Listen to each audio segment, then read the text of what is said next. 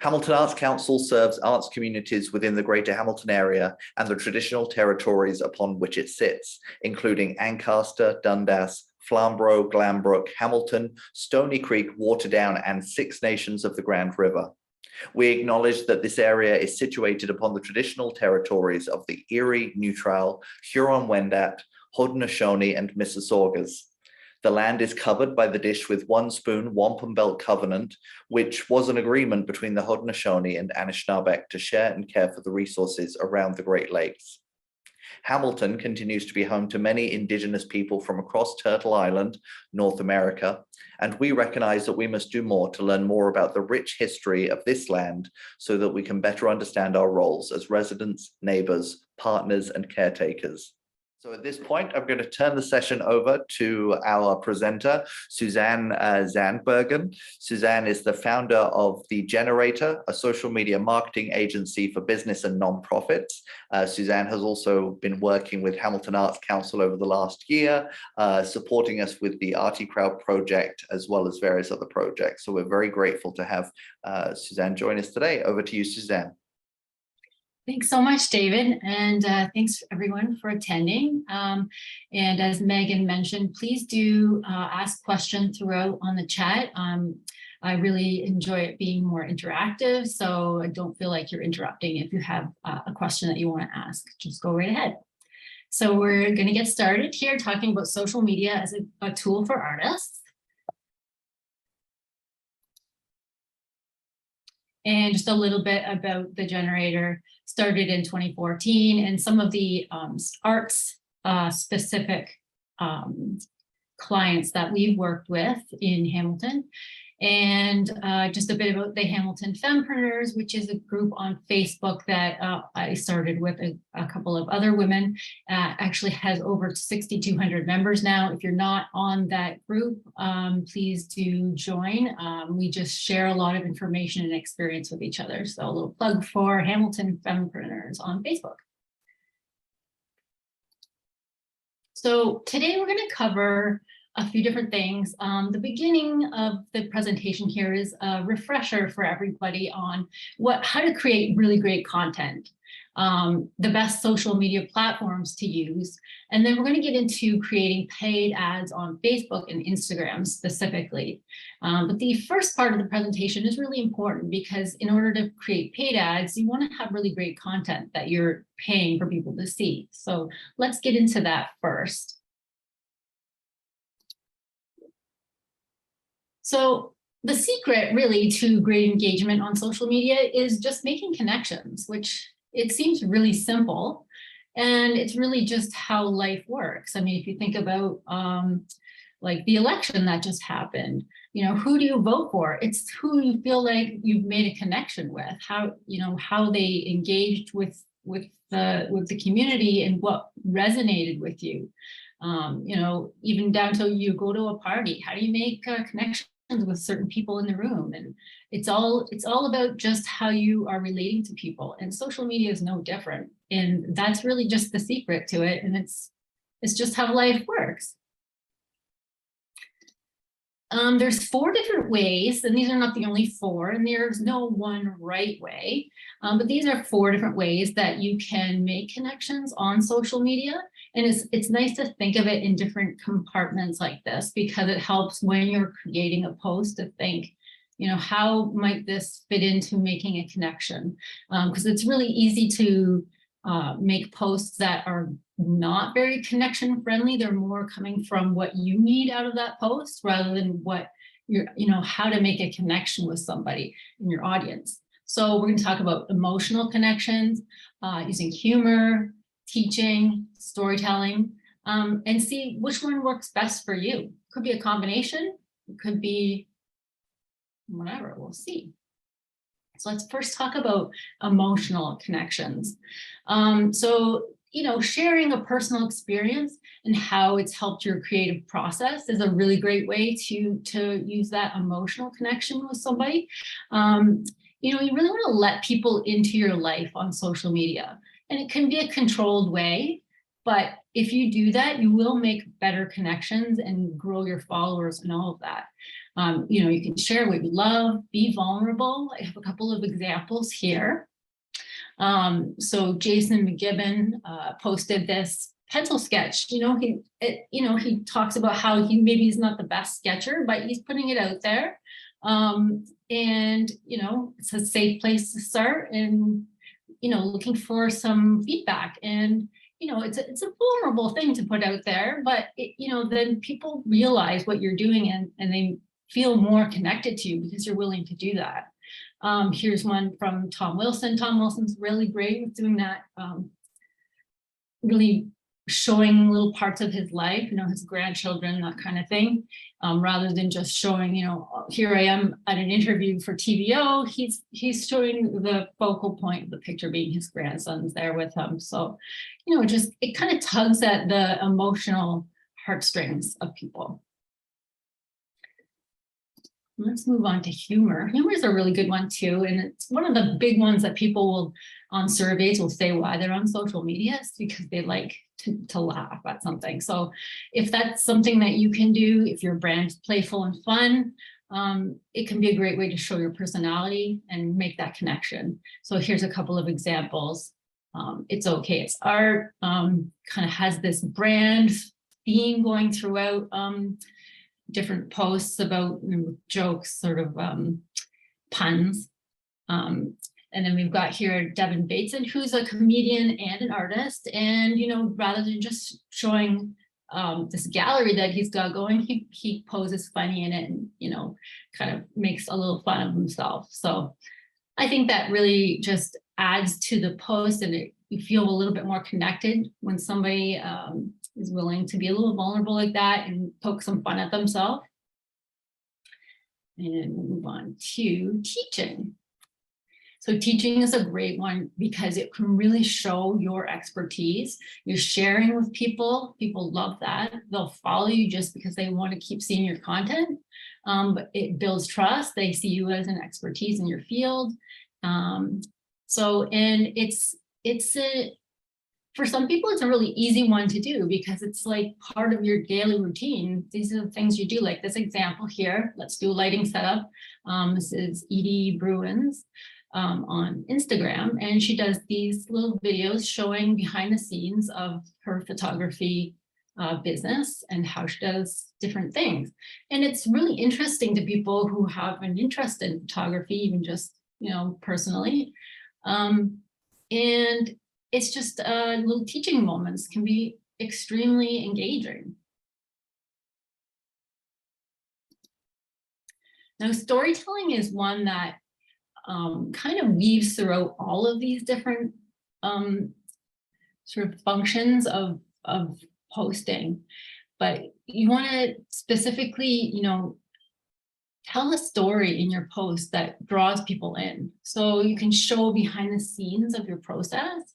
And I really like this example here on the left, rather than just showing the finished, beautiful paintings, which you want to do as well, show your work to its best, but showing kind of a messy behind the scenes of it, you know, the work on its way. I think that it just shows you a little peek into somebody's process is really interesting to people.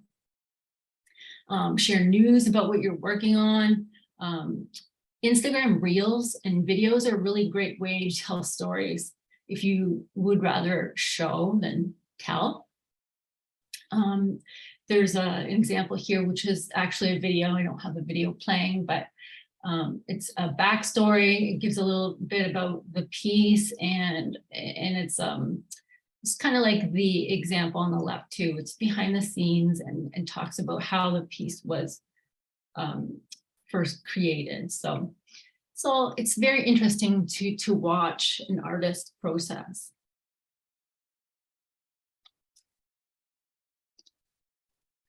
So this is sort of the flip side of social media, is that it's so important to engage with your audience too. It's not just about what you're posting. If you want to increase those connections, have more followers, all that, you want to engage with people on social media as well. And I know people know this, but it's a good refresher. Like if you need to spend a little bit of time every day or once a week, depending how much social media you do, but you want to really incorporate that.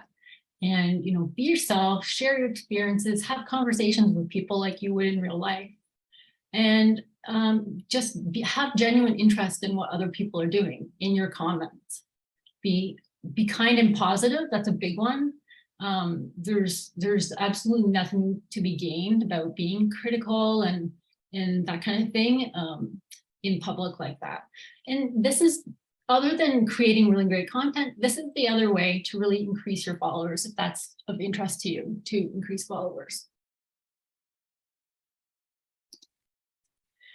So that all being said, do you struggle with what to post? You get those like writer's block moments where you're just like, ugh, I don't know what to post. And I haven't posted in a couple of days. I don't know what to say.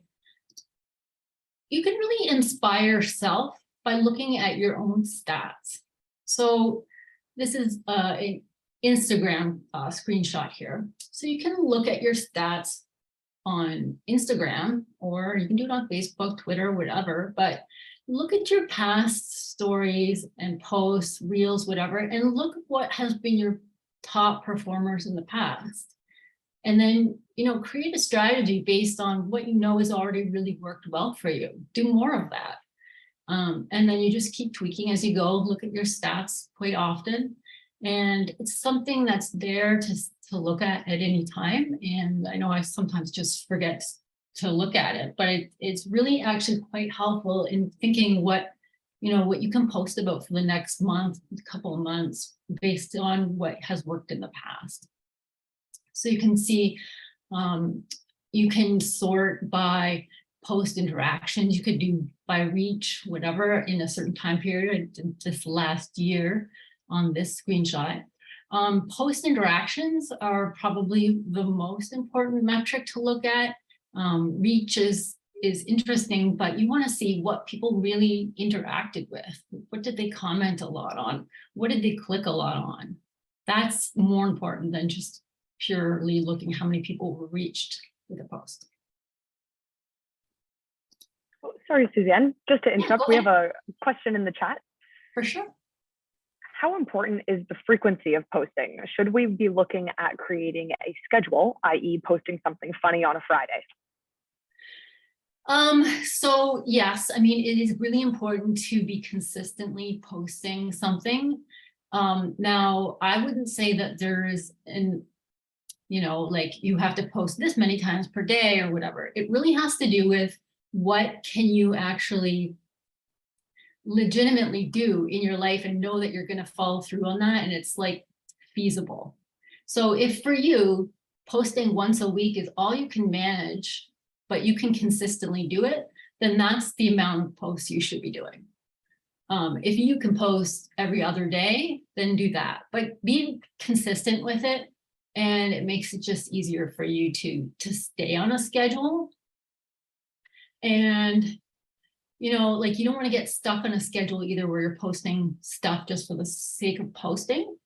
But it does help when you start to look at things like in advance. So you're not, like, oh, I'm going to post right now and come up with something. Like you want to have a bit of a strategy in place. So look at what you've posted before and what might work as sort of an ongoing series or whatever, what have you. So we're going to talk a little bit about which platforms you should be on. We'll go over these quickly because I know everybody's quite used to using different platforms. But so as to how many you should be on, you should be on as many as possible. Now, don't panic because that doesn't mean posting on every single platform all the time. When I say be on them, I mean be searchable and visible, have a bio on as many platforms as you can. And they have your website and that all the information on it so that when people are searching, they can find you on these different platforms. Or if they are talking about you on that platform, they can then tag you. You can then set up notifications so that if somebody does tag you on another platform, you will find out and see what they've said so you can reply to them. So here's an example of how you could set up. This is a Twitter account that's not used, but it's set up so that it has the information and as well as, follow us for updates on Instagram where they post more regularly. So this gives you better searchability on Google because these major platforms have really good SEO. But you want to make sure that you have just the relevant information in the bio, like which city you reside in or region, your website, what you offer, that kind of thing. And just try to keep your handles and your branding the same across all. So if you're using a specific picture, try to use the same one. It makes it way easier for people to know that they've got the right account when they tag you.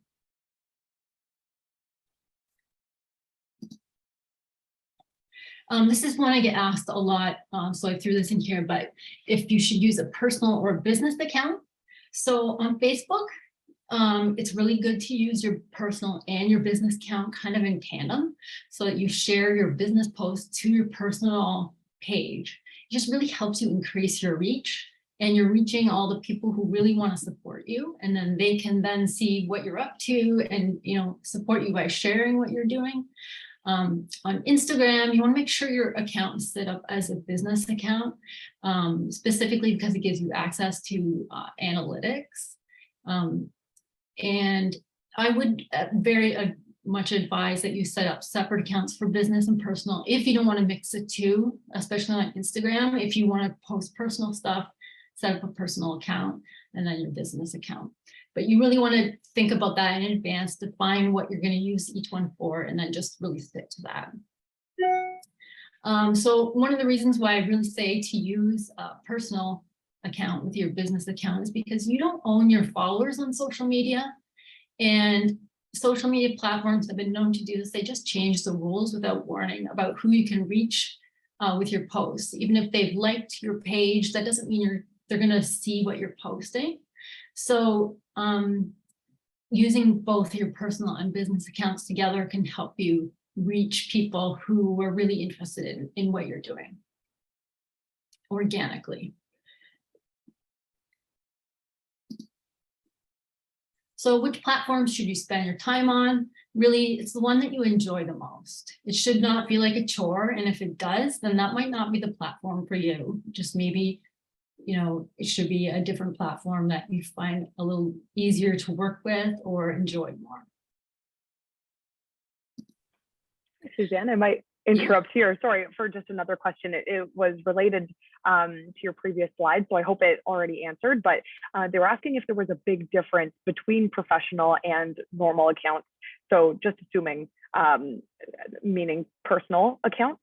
So maybe high level, how would you set up that professional account? Yeah, so like when I'm talking about Facebook, for example, professional account would be like a business page, and it specifically allows you to boost posts. It allows you to do paid advertising.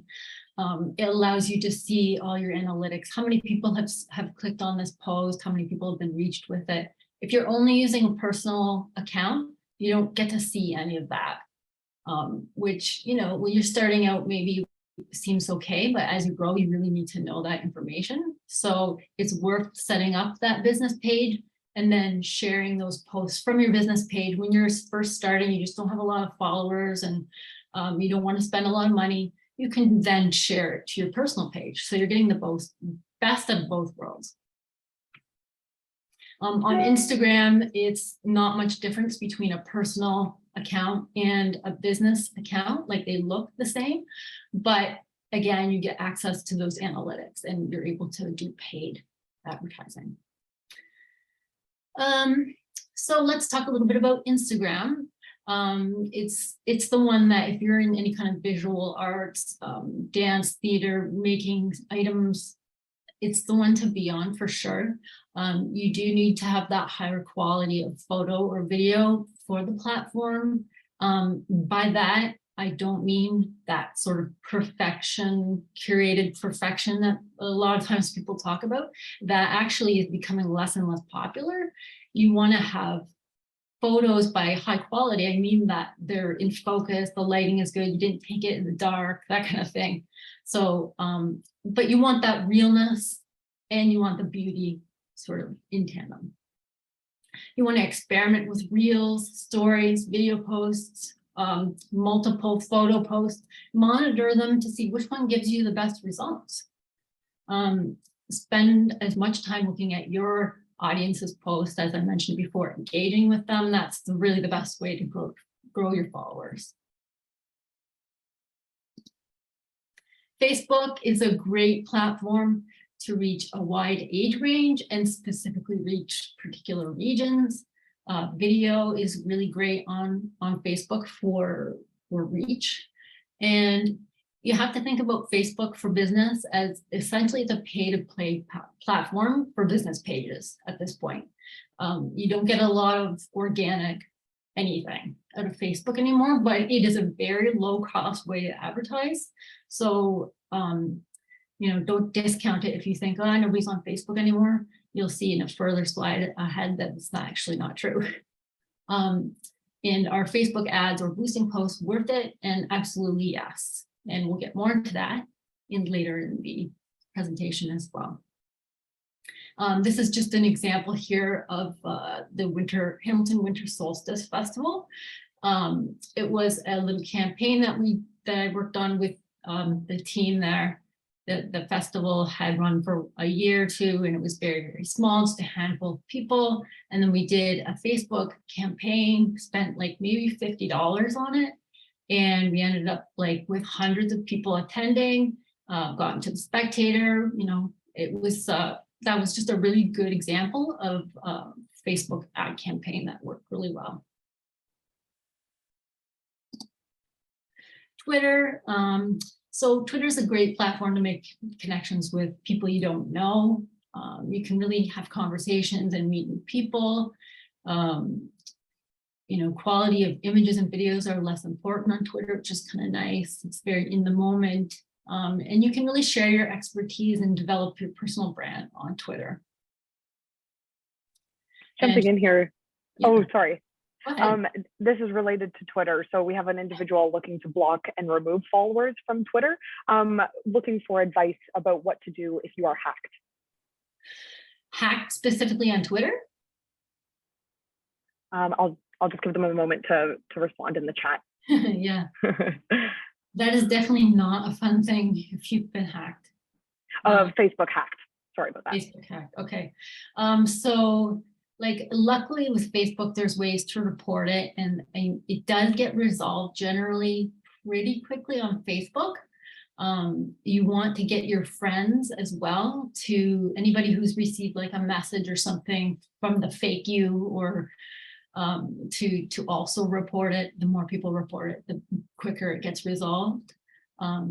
So yeah, it's a big pain in the butt, and there's not really a quick fix for it. You just really want to follow through and make sure you get people sort of on board to help you report it.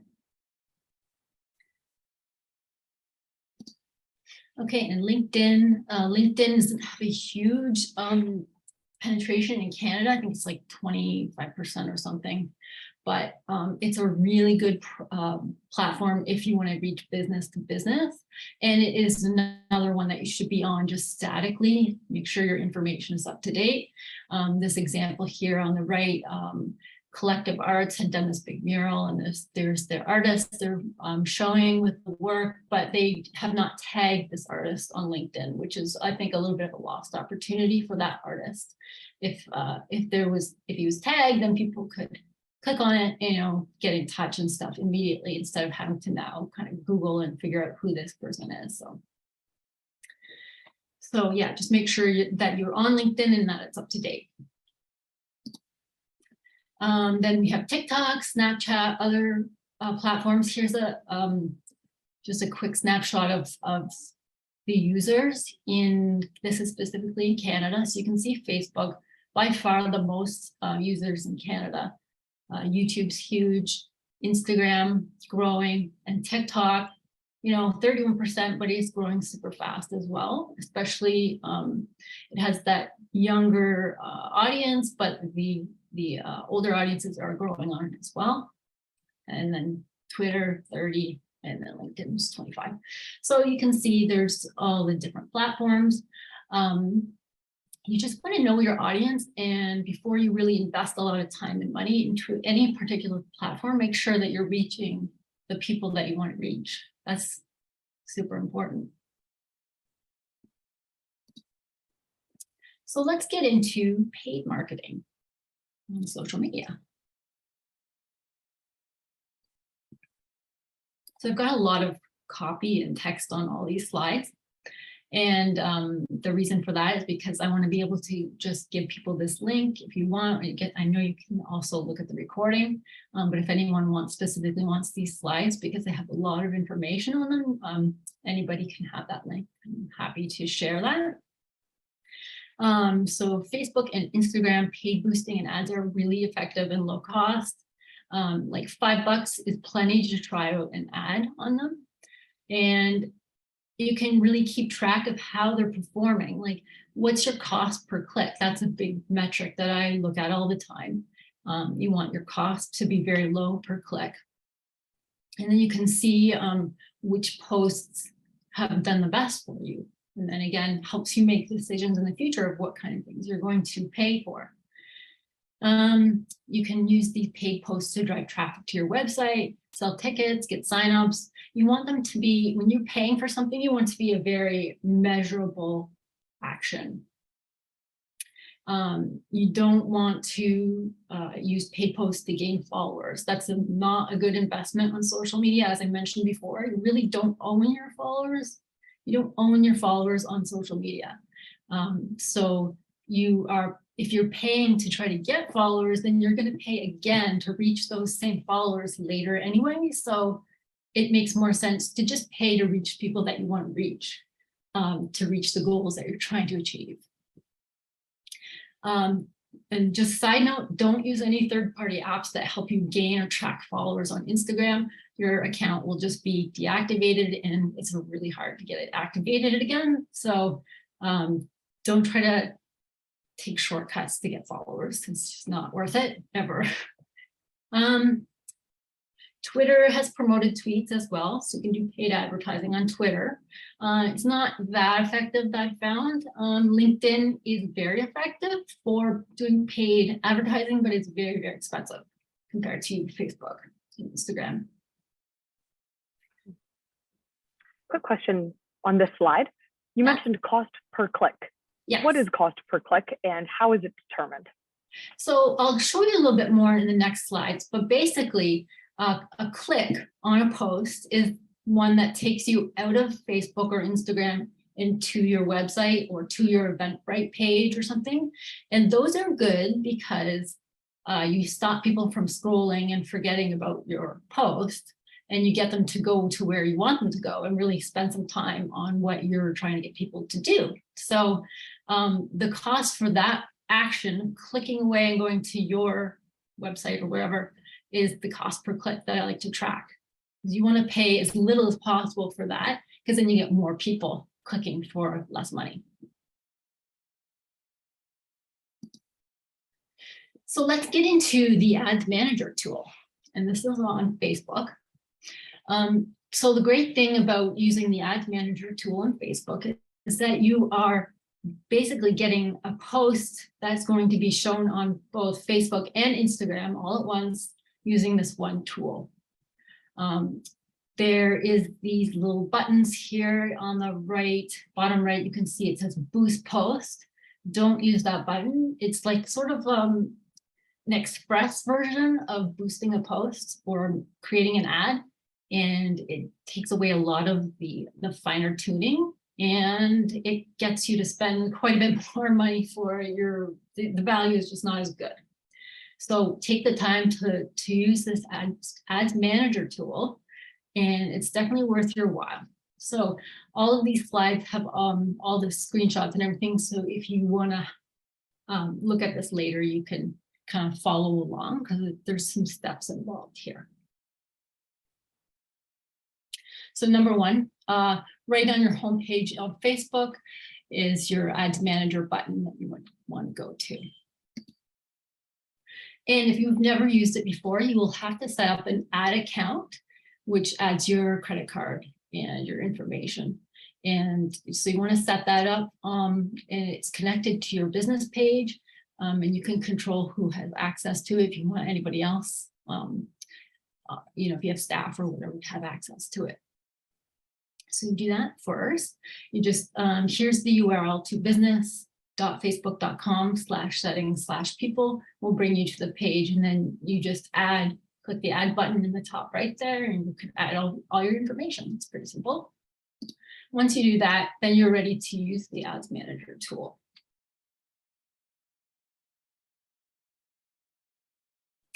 Okay.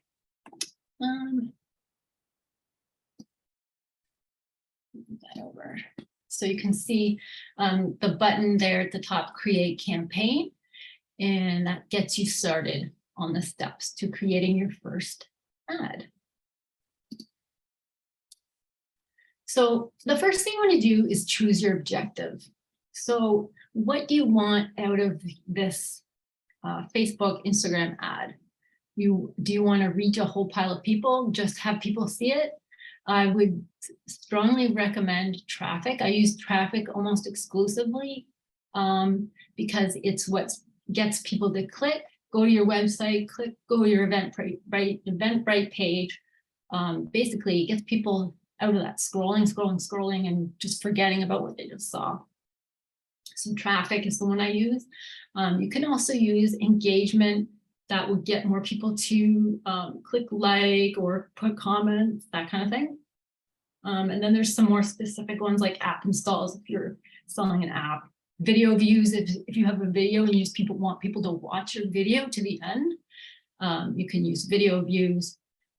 Lead generation, specifically a bit more complicated of a process to get leads. Messages, puts a message button at the bottom and allows people to message you directly on Messenger and Facebook, if that's what you want. And then there's conversions, which are a little bit more complicated. We won't go into those today. I would highly recommend traffic or reach. This screen actually, sometimes don't be worried if your screen when you go through this process is a little different, because Facebook is rolling out changes at the moment. So sometimes on some of my client accounts, I'll see that reach and brand awareness are like one option. So you're basically the same thing. It's just trying to reach as many people as possible. Quick question related. Is reach the same as impressions? So on Facebook, the word reach and impressions mean two different things. Reach is individual, like unique people, and impressions is, you know, the same person could see that multiple times, and they're counted each of those times that they see it.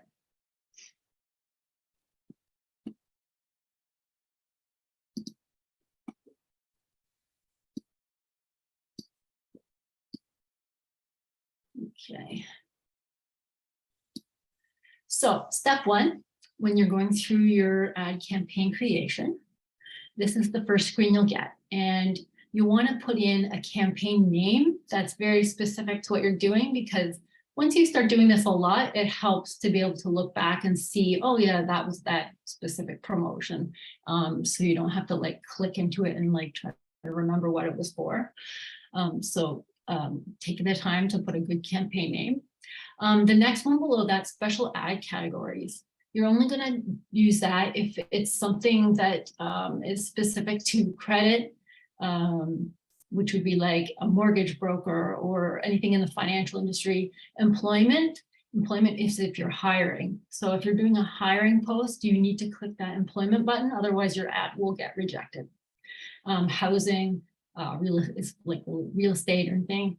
Social issues, elections, or politics. So anybody who did a recent election ads will know that they had to click that for that.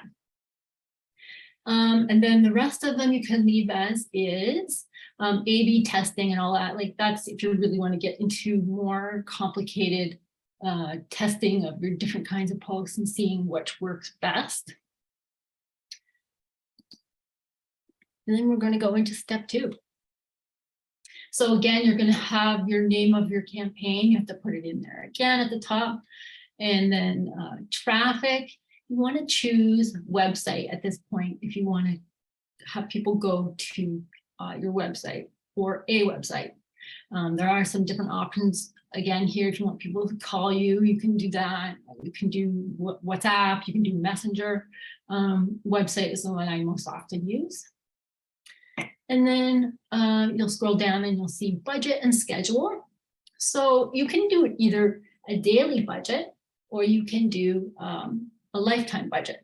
I would recommend, if you're trying this for the first time, to do lifetime budget. Just, it's a little bit more comfortable to know what your total budget is going to be spent, whereas daily budget is a little bit more fluctuating. The minimum spend on Facebook right now is $1.30. I think it's actually $1.32 per day. It's kind of going up a couple cents a day, just like inflation, I guess. So that's the minimum spend. And you can easily just spend like $1.32 a day and really get, like you can get results, and you can also really get some good data. So you can see what kind of posts are working for you and getting clicks. And then your schedule, you put your start date, your end date in there, and then you're on to the next step. And you can see, we'll go to the next step and look at that. Okay, yeah. So we're going to put in your audience, who you want to reach. This is the part you're going to spend like the most time on, and it's worth putting in the time because you will use these audiences over and over again, and they make a big difference. So you're going to create a new audience, and you're going to choose your location. So you can choose very small radiuses. You can choose like a 1 kilometer radius around a specific address if you want. You can choose all of Hamilton, you can choose all of Canada, whatever you want. It's very specific. So you can drop pins on different cities. As you go through that option, you'll see there's a lot of options there for you. Age range, that's very flexible. Over 65 is just sort of one lump group though. And gender, choose gender. And then the demographics portion below that is where you really want to spend time, because that's the keywords and based on the behaviors of people on Facebook and off of Facebook, what they're clicking on, what they're interested in. So if you're, a musician and people click a lot on concerts and buy tickets and stuff like that, you can put that right into your interests and behaviors. So it's quite powerful. So you really want to think about who do you want to reach and what kinds of things would they be clicking on and what they would be interested in. Because it might not just be a small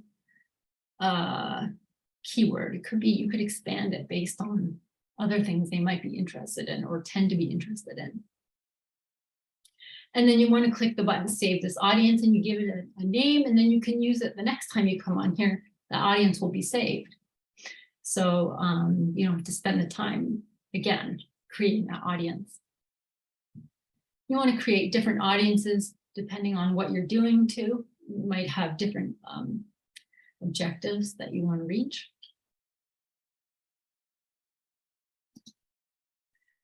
Okay, and now we're into the step where you're going to create your actual ad. So at the top, again, you're going to put your campaign name. You're going to choose your pages, make sure you've got your correct Facebook page and your matching Instagram account. If your Instagram account is not available here, it means that they're not connected. So that is definitely worth doing if you have not done that already. Connect your Facebook with your Instagram. And you can do that in the settings on Instagram, in the business settings on Facebook. You can go in there and connect them. Okay, and then we have the ad setup where you can either create an ad or you can choose an existing post to make into an ad. I would suggest that you don't choose the existing post, because what happens when you do that is that as soon as you pay for it, it's no longer editable. Can't edit it anymore. So if something changes, you can't go into that post on your Facebook page and make a change to it. So it's always nice to do the create ad option, because that is able to be edited at any time. So as things change, you can always edit your ad. I think that's a pretty big selling feature for creating the ad.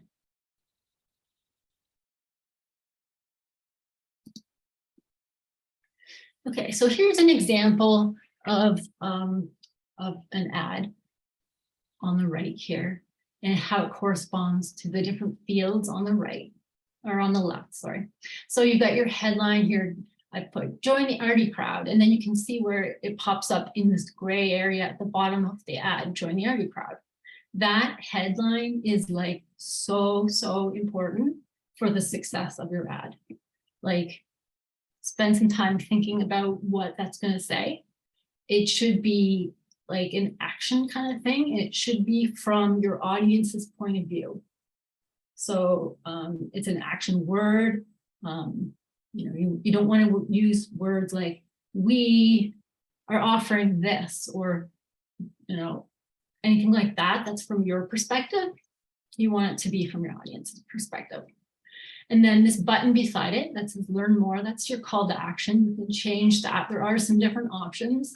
However, the learn more button gets more clicks than any other button, and I've tried lots of different buttons. So I would use learn more unless you really have a reason to change to one of the other options. The other options are like apply now, Steam menus. There's different ones. I kind of forget what the whole list is, but and then you can't see the field on this particular screenshot, but the part here at the top where it says artists connect with art lovers, there's a specific field that's a little higher for that, where you would put in that information. And so you can see it's like you get about 3 lines on Facebook, and on Instagram, I think it's only about 2 lines that you see. So that very first sentence is like so important. Like, don't put any sort of extraneous information in that first line. Like, that's your golden sort of spot. So make sure you're putting the most important part from your audience's perspective, not what you need to get out of the ad, but what they can get out of it. So, you know, this one says artists. Immediately, you know, if you're an artist, you're going to be like, okay, that's me. And connect with art lovers in the Hamilton area on the arty crowd, the digital hub where you can promote your work and events. Like, boom, you know what it's about and what's in it for you. So that this part of it is super important. And then you've got the space here for your URL, which then pops up automatically in this this gray area as well. Okay, any questions about that? There was one question, yeah, about audience. Does the estimated, or sorry, do the estimated results alter as you go? So I believe that was when you were discussing audiences. Yeah. So they actually do, like, sort of in real time as you're adding different interests in, or if you change the area, you'll see on the right hand side, you'll see that the numbers will change, and now it gives you a pretty big range. So, you know, but it does give you an idea. Like, if it seems like really small, that means that your audience is way too narrow, and you definitely need to pay attention to that. If you're really trying to reach a very niche audience, you can do it, but you're going to pay a lot more to reach those people, and you're going to pay a lot more for those clicks. And sometimes that's worth it, sometimes it's not. So again, it's something you have to sort of try a couple of different things, spend a little bit on each one and see, because you can see very quickly what's working best with this stuff.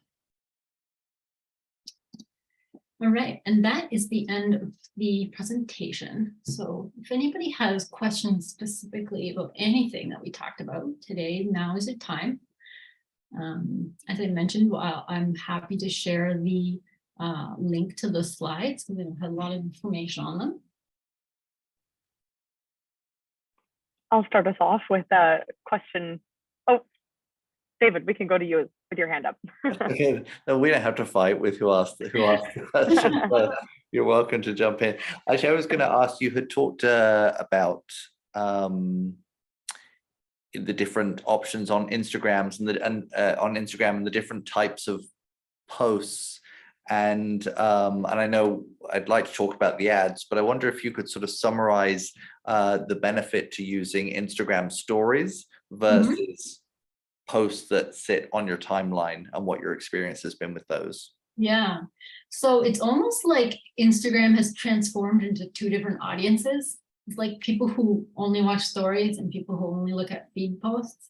I'm sure there are people that cross over, but like I'm definitely a feed post kind of person. Like stories, I'm just like, man, like it just doesn't interest me in the same way as the feed does.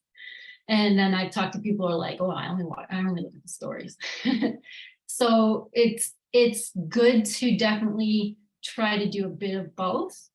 And I see people all the time will just share their posts from their feed onto stories, which, you know, like that's not a bad idea.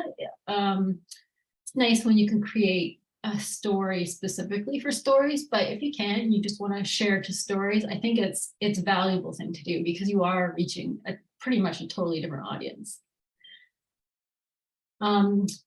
Also specifically about Instagram and the type of posts, like reels versus the multiple photo posts, like the carousel posts. Each of those kind of have their own success rate depending on your page. Like that's something that you want to track. Remember, I showed you your stats. Look at your stats, how they're doing. You can see like, oh, you know what? It's like all of those multiple posts, multiple photo posts are the ones that are at the top for me.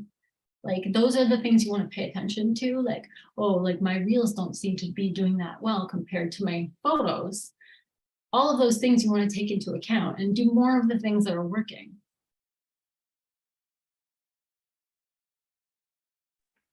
We have a question in the chat. Is there a role for audio for use in social media posts? Like audio only? Maybe if this individual, Laura, would you like to come off mute, or you can also clarify in the chat as well. Oh, no, I was just thinking like a way to just for because like most people I find like on like when I use Instagram, I usually don't turn my audio on, but like it's like, you know what I mean? So I'm just wondering like if it's common for people to like you know, because I like to make music, right? So it's like I had an idea to use it for social media, but I'm not even sure if there's like a market for it, you know? Yeah, I mean, I think that would be super cool to just put a simple video to your audio. And then what you would want to do, because I'm one of those people who very often doesn't have the audio on, it just, you know, if you're in a situation where you don't want people to hear what you're listening to. But if you put on the video sound on, or put an explanation about the actual audio in the video, like on the video, then people are going to click it on to listen to it. And it's a really cool idea to put information about in the captions of the video about the audio, like the process behind it, like whatever. That would be really neat. Okay, thank you. Yeah, that sounds great. Cool. Any other questions? Megan, did you have one? Yes, yeah. One question, how do you handle any negative comments that you get, or what's your approach to handling maybe public-facing pessimistic comments? So I think of negative comments as a really good opportunity to show how you handle something like that, because how you handle something negative can really put you in a good light. So if you handle it with a lot of positivity, just intelligence, whatever, you can really, you know, get a lot of people on your side for one thing, and like really be like, wow, that's a great answer. I think the important thing is that's where it ends. You don't do the back and forth. because that never looks good. It never ends well. Just say your piece and then like that's it. Great, that's helpful. Any other questions? I had a question. Suzanne, I was wondering if you could, maybe it's sort of a broad answer, but could you just talk a little bit about how the billing plays out? Because I always find it hugely confusing, the billing aspect with the ads, particularly with Facebook, in terms of how that falls and how they organize it. Yeah, so there's a few different settings when you go into the billing section of your Facebook business settings. You can set it up that it bills once a month, or you can set it up that it bills at a certain cap. So it's like once you spent $100, now you get a bill automatically. It doesn't matter what time of the month that it is. Or you can set it up so it does both of those things, and that might get confusing because now you're getting a bill at a certain point, plus you're getting one at the end of the month, and it's, so I think just look at those settings and make sure they make sense for what you want. And also you had sort of steered us away from boosting posts, so turning posts that exist on our timeline, turning them into an ad, which I'm absolutely guilty of, just that quick, yeah, let's get that moving. If we had a new, for the example with the Arts Council, we have a new program, we're about to put out this call for artists to participate. Should we be creating obviously the post for our timeline, so that all of our followers will see, and then the ad, should they be entirely separate? Should they look entirely different, or is it okay to recreate that sort of in the ad and in a post? Yeah, and I'm guilty too of just boosting a post, and then it never fails that I need to make a change to it. I'm just like, whoa, why did I do that? You kind of shoot yourself in the foot. But what you can do is create the ad first, and then you can publish your ad onto your page, because normally an ad kind of exists separately and it's not shown on your page, but there is an option, and I can't tell you exactly where it is at the moment, where that option is to publish to your page. But if you Google it, you can find out pretty easily where you go into, it's just like a button to publish your ad to your page. And then kind of it's the best of both worlds, because now it's on your page as a post that people can see when they go to visit your page, specifically Facebook I'm talking about. Yeah, you would still need to put it on, because I think that publish this to your page only exists for Facebook, and it doesn't, I don't think you can also publish it to Instagram. But I'm not a big fan of doing the connected thing where you post on Instagram and it automatically goes to Facebook. If you do that, make sure you go into Facebook and like edit the ad so that it doesn't look like an Instagram automatic post. Like there's going to be tags on there that don't work on Facebook, and like a million hashtags that don't really belong there on Facebook. So just fix it up a bit and make it look more like natural. I'm answering a question that you didn't even answer or ask. No, all useful, all useful. And then are there options for, I suppose, in when we're creating a general post, we're able to tag people, and I suppose in ads you wouldn't be able to tag other pages or other people? You can tag, yes. It's a little fussy. Facebook can be a little fussy about that anyway. It's right. A little more fussy about that in ads, but you should be able to. For sure, if you take the ad and then publish it to your page, you could add those tags. Great. Yeah, I'm just a big fan of doing the ad because it forces you to be very mindful of all of the headline that goes in the bottom of the button, and like all these little things make a really big difference, and it's worth taking the extra time when you're going to pay for it. So is there is there a, not a rule of thumb, but is there a sense that you have that correlates to kind of the size of an event or the reach of some sort of announcement or sale versus how much you should be anticipating spending on an ad, or maybe over a period of time, when we're thinking about projects or promoting an event? Yeah, what sort of mindset should we go in with when we're thinking about how much to spend, really, how much to allocate to social media marketing? Yeah.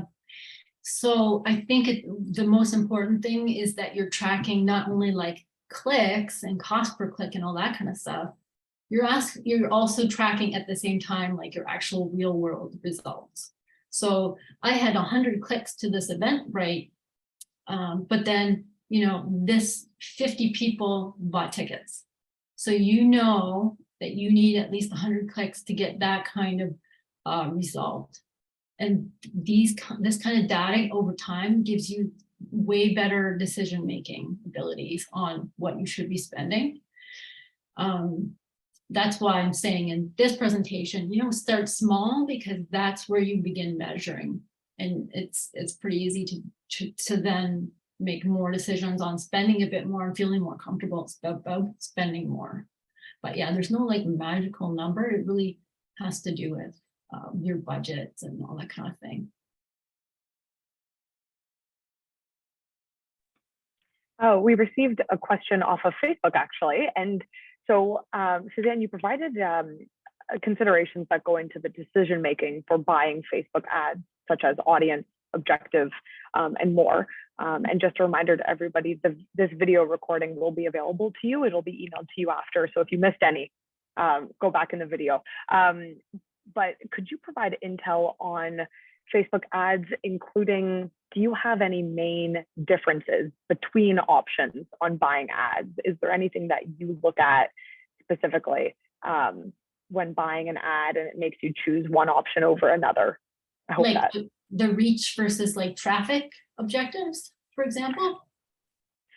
We could go there. I hope if this person is on the call, they might be able to clarify their question. But yeah, any sort of, I guess, big differences or main differences that you look at. Yeah, like, yeah. So, because that's the very first decision that you're making as you're going through the steps is like, what's my objective? Traffic. Because when you do traffic, you will reach way less people because you're reaching people who are most likely to click. You're not just reaching a big wide net of people. So when you choose that reach objective, you will reach way more people, but you will get way, way, way less clicks. In general, that is what happens. Now, the more you test these things, you'll see like, oh, maybe you're sort of an anomaly of an industry or something where you get tons of reach and tons of clicks, but I have not really seen that. It's usually one or the other. And, you know, sometimes we have a reason why we need to reach as many people as possible, and sending them to a website is not the issue or not the objective. You know, sometimes funding, for example, is related to, oh, we need this many eyeballs to see this. That's what the requirements are about reach. So then you would choose reach. But if it's like, oh, I need this many people to sign up for this, you know, in the next month, traffic, because it doesn't matter if you had 1 million eyeballs on it, you need people who are clicking and signing up. So you really have to think about what do you need to get out of it.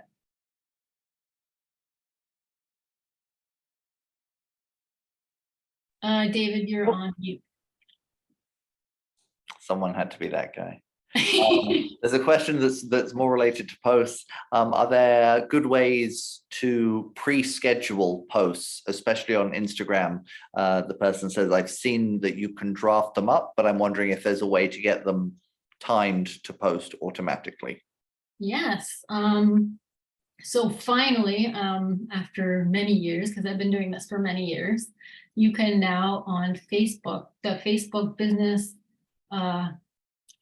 suite. And there's so many of these tools now and they keep rolling them out. But so through Facebook's business suite, you can now go into a planner, and you can schedule Facebook and Instagram posts. And you can schedule them separately so that you can have all those hashtags on the Instagram side, but on the Facebook side, it has its proper tags, and the Instagram has its proper tags, and you can schedule that. It works amazing. It's not really great for reels, but it's great for photos and multiple photo posts. Great, thank you. Yeah.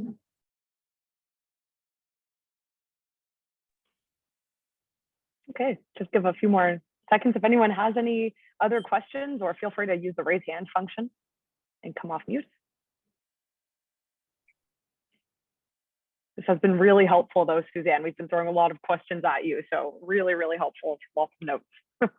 Yeah, thanks so much. And I welcome, anybody to email me directly or send me a DM on any social media platforms, whatever is most comfortable to you. I'm happy to answer questions afterwards if they pop up. Great. We actually, speaking of which, we have one. Is sharing an actual event a good strategy? So like a Facebook event? I believe so. Yes, yes. Okay. So Facebook events used to be a bit more of a thing. So I still use them, but they're not sort of the be all the end all anymore on Facebook. So for example, I used to do a lot of like as an objective, I would drive people to Facebook events to click interested or whatever. I don't spend money on that so much anymore because it's quite expensive, and it's way better to set up an Eventbrite event and drive people to that event. You get way better results from that. And you can still set up the Facebook event and then put the Eventbrite link on your Facebook event. So you just don't necessarily need to spend the money on the event. You can just have it there. But if you're going to spend money on paid advertising, I would link to an Eventbrite or whatever site you use, your own website for an event or whatever, over a Facebook event. I was just going to sort of follow up with more of a comment. My experience with these things is to really think about what we describe as navigation. So how many clicks does someone have to make to get to the real point or the piece of information that they need? How many times do they have to move beyond just their regular feed to get where you want them to get? And there are lots of different ways that I'm discovering to get people there, and discovering how to use things like Linktree in Instagram is a really incredible tool. And I've started experimenting with, I never realized you could do this, but you can highlight text on a web page, and if you right click it, you can link to that highlighted text. So if there are sections of a web page where you want people to go to a very specific part of a long scroll down page, you can send people directly to where you want them to be. And that's the most effective way, is so that if people click to learn more and then it's not really clear where they end up or where they're supposed to go next, then you're going to lose them. Yeah, totally agree. Especially when you want people to pay money, like buy tickets or something, don't make them click more than once. Like just go boom right to where they're gonna have to click to buy that ticket, for sure.